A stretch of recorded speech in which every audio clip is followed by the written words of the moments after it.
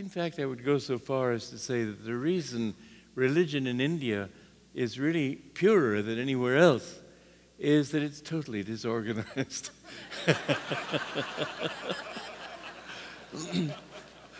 There's nobody to appoint a commission to say, well, who is this person or that person? And as a result, people individually, if they have a saintly quality, people recognize it. They don't have to go to Rome to find out if they really are. They just go.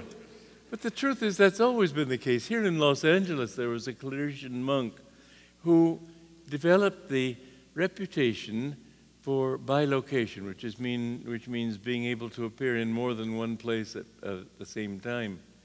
And people were leaving their congregations to go to his church. Well, this was not really admissible. And so they couldn't make other ministers, other priests, saints. So they had to remove this one. The Catholics themselves describe this as sending them to prison.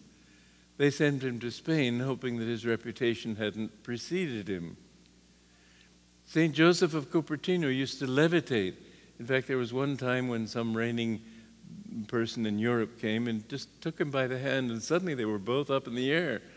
Well, this kind of thing is kind of embarrassing, isn't it?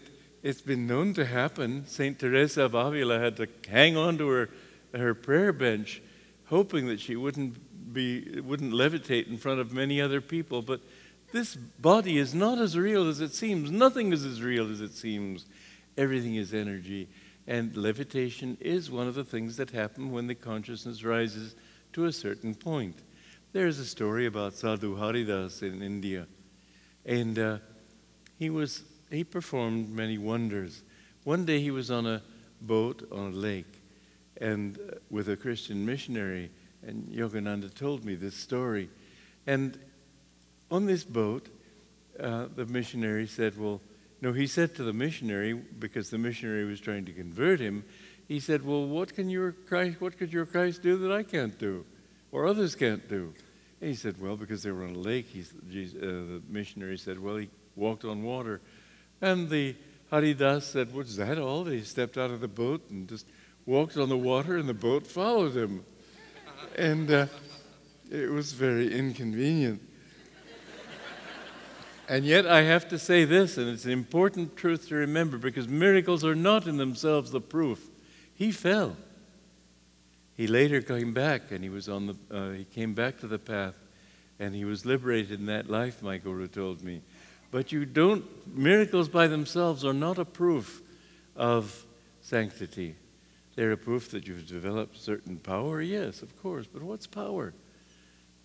Really, being a saint means to love God, means to completely give up the ego and to merge in that one.